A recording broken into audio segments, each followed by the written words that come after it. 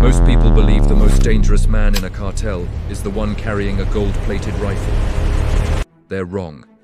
The most dangerous man is the one sitting with an open Excel sheet on a cheap laptop. He doesn't fire bullets, he fires wire transfers. He doesn't cut throats, he cuts supply lines. If he falls, the empire bleeds out in a week.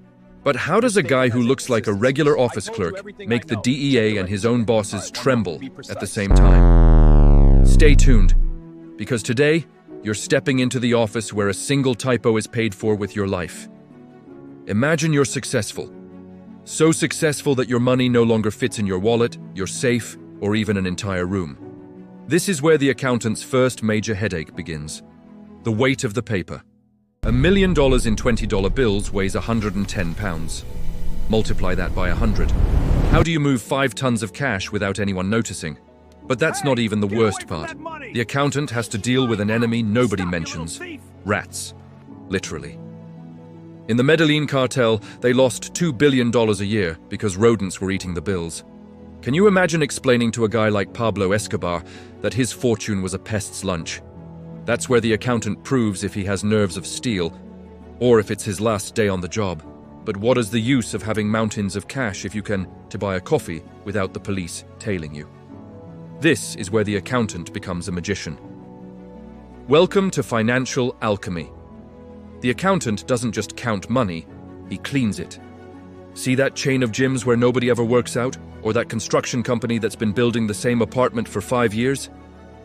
Those are the accountant's masterpieces. But there's a trick few people know: smurfing. No, it has nothing to do with cartoons.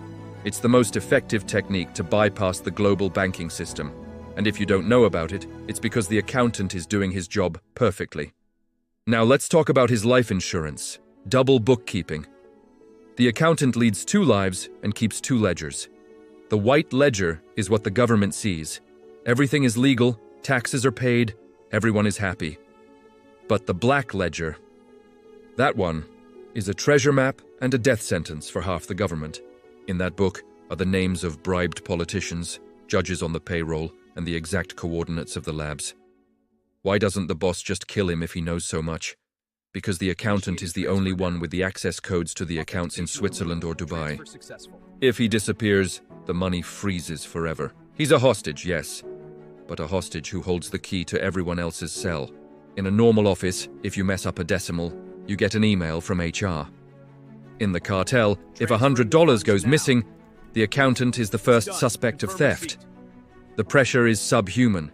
Many accountants develop extreme paranoia. They live in safe houses, stay off social media, and only see their families once a month under heavy guard. They live in a golden cage. They have access to billions, but they end up eating instant noodles in front of a monitor, because going out to a luxury restaurant would trigger an Interpol alert. Would you truly call that being a billionaire? But this is where the story turns dark. The biggest threat to an accountant isn't his boss. It's the temptation of freedom. The DEA knows this. They don't look for the hitman, they look for the man with the numbers. They offer him the deal of a lifetime. Give us the names, tell us where the money is, and we'll give you a new identity in an American suburb. It's the tensest chess game on the planet. The accountant has to decide. Loyalty to a boss who would kill him over a doubt, or the life of a snitch running from hitmen for the rest of his life. Did you know some of the biggest blows to narco-trafficking didn't start with a raid, but with an anonymous call from an accounting office? At the end of the day, the numbers always add up, but rarely in the accountant's favor. There are no retirements, no farewell parties. You either end up in a 6x6 cell or an anonymous grave because you knew too much. The life of a narco-accountant is proof that the most expensive money in the world is the kind that cannot be counted in the light of day.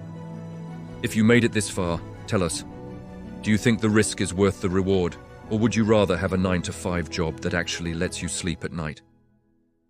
Subscribe for more dives into the secrets of the underworld and hit the bell, because the next video will leave you cold.